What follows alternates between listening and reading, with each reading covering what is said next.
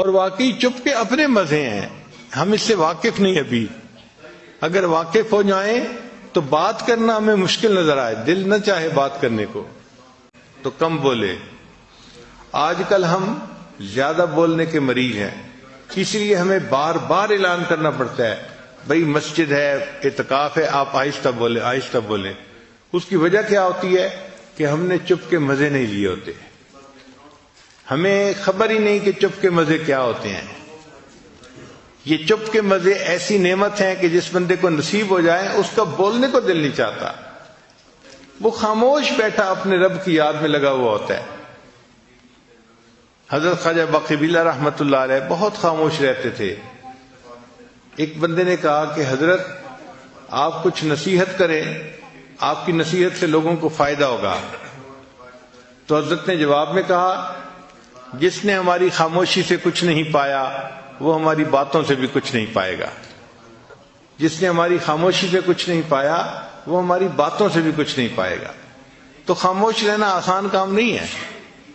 بندے کی ایک طبیعت بنی ہوتی ہے بولنے کی، اور ذرا موقع ملتا ہے تو بولنا ہی شروع کر دیتا ہے، رکنا بھی چاہے تو رک نہیں سکتا.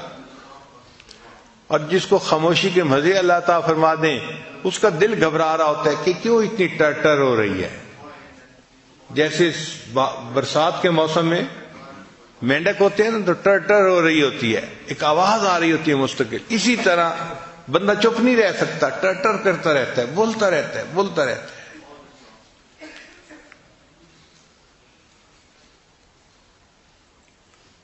ہمارے مشائخ مراقبہ سکھانے کے لیے خاموش رہنا سکھاتے تھے.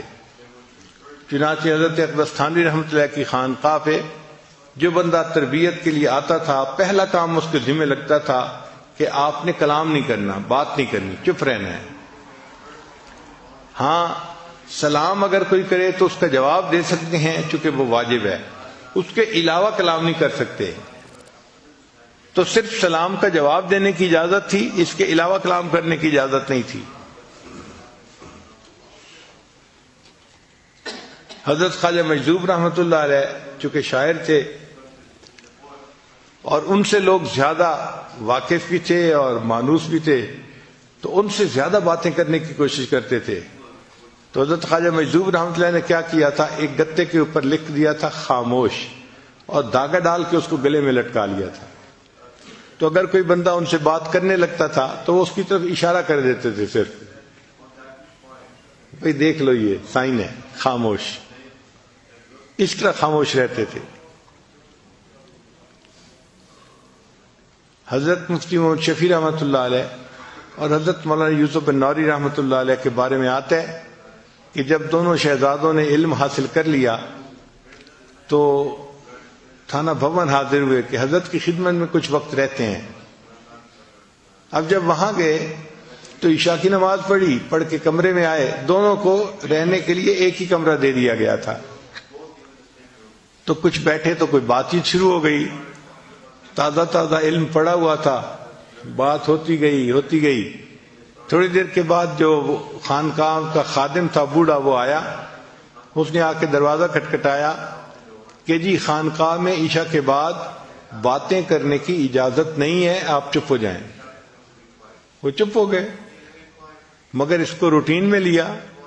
اور تھوڑی دیر کے بعد پھر کوئی مسئلہ شروع ہو گیا، پھر باتیں شروع ہو گئیں. جب پھر باتیں شروع ہونے لگیں تو تھوڑی دیر کے بعد وہ خانقاہ کا خادم آیا اور اس نے آ کے کہا کہ جی مجھے حضرت کی طرف سے یہ حکم ہے کہ جو ایک دفعہ منع کرنے پہ نہ رکے اور پھر باتیں کرتے رہے، اس کی سامان کی گٹھڑی اس کے سر کے اوپر رکھو اور اس کو خانقاہ سے دھکا دو، جاؤ.